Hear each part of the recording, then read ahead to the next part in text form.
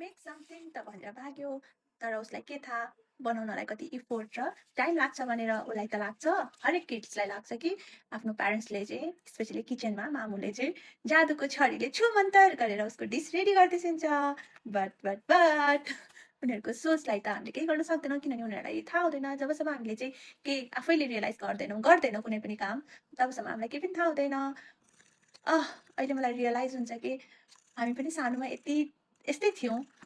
हरेक किड्सहरू, it doesn't mean कि मेरो बच्चा मात्रै यस्तो, तर सबै बच्चाहरू, हामी पनि इभन सानोमा चाहिँ हामीलाई चाहिँ फिल हुन्थ्यो कि मामबाबालाई यस्तो खान पाए हुन्छ, यस्तो गर्दैछु भनेपछि चाहिँ मामबाबाहरूले गरिदिन्थ्यो अनि हामीलाई त लाग्थ्यो कि उहाँहरूलाई केही फिल हुँदैन, मतलब हामीले जे भने पनि हामीले पाउँछौँ भन्ने एउटा हुँदो रहेछ। द्याट्स वाइ कि हामी अलवेज मामबाबा देखेपछि चाहिँ हामीले आफूलाई चाहिँ एकदम प्रोटेक्टिभ फिल गर्छौँ होइन। यो रिजन हुँदो रहेछ, उहाँहरूको माया, केयर, एभ्रिथिङले चाहिँ हामीलाई त्यो एउटा बाउन्ड्रीले चाहिँ हामीलाई चाहिँ बाँधेको हुँदो रहेछ।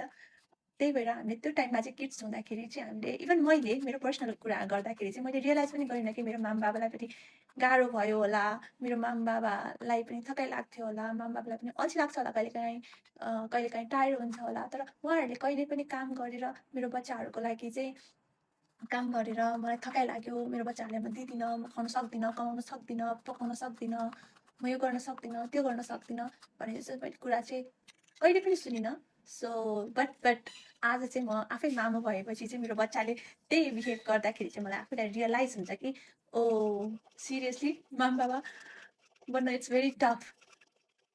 के गर्ने, प्यारेन्ट्स भएपछि आफ्नो बच्चाको खुसीको लागि त गर्नै पर्दो रहेछ। सो म चाहिँ अलवेज मेरो प्यारेन्ट्सलाई चाहिँ एकदमै thank you and I love you so much भन्न चाहन्छु। अनि होपफुल्ली हजुरहरू पनि आफ्नो प्यारेन्ट्सलाई धेरै माया गर्नुहुन्छ होला, अनि गर्नुहोस् पनि, किनभने प्यारेन्ट्स हर कोहीको हुँदैन र उनीहरूले पनि कतिले कदर नगरेको पनि देखिन्छ। सो धेरै माया गर्नु होला आफ्नो प्यारेन्ट्सलाई, चाहे उहाँहरू जस्तो सुकै होस्। इट डजन्ट मिन कि सबैको प्यारेन्ट्सहरू चाहिँ एकदम राम्रो बुझ्ने हुन्छ भन्ने जरुरी छैन। हुन त हामी पनि सानोमा कति अबुझ कामहरू गर्थ्यौँ होला, कति गल्ती गर्छौँ होला, तर पनि प्यारेन्ट्सले कहिले पनि घर छोडेर जा, खाना दिन्न, तँलाई केही गर्दिनँ, जुन बेला चाहिँ हामी एकदम सानो थियौँ त्यतिखेर हामी केही गर्न सक्दैनथ्यौँ, त्यतिखेर पनि उहाँहरूले कहिले पनि भन्नु भएन होला। सो अब आएर चाहिँ प्यारेन्ट्सहरू अबुझ भयो, नराम्रो भयो भन्दैमा हामीहरूले चाहिँ नराम्रो गरेर घरबाट निकाल्ने, खाना नदिने, दुःख दिने गर्नु चाहिँ त्यति राम्रो लाग्दैन। अब यो चाहिँ मेरो ओपिनियन हो, अब इट डजन्ट मिन कि सबैजनाको यही हुनुपर्छ भनेर। सो यस्तै छ, के गर्ने, आफ्नो विचार राख्न सकिन्छ। अनि यत्तिकैमा हजुरहरूले थाहा पाउनुभयो, मेरो गफमा त डिस पनि रेडी भइसक्यो अलमोस्ट। सो म फाइनल टचमा छु, अनि हजुरहरूलाई गफसँगै खानाको पनि रेसिपी हेर्न नबिर्सनु होला।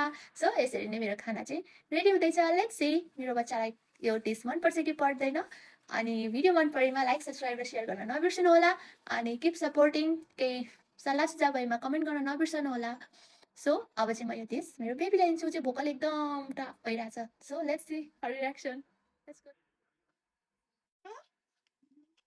This finally. Has it?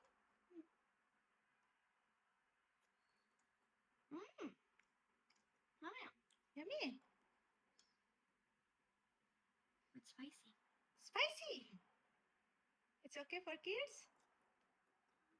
Please like, subscribe, comment, and share. Bye.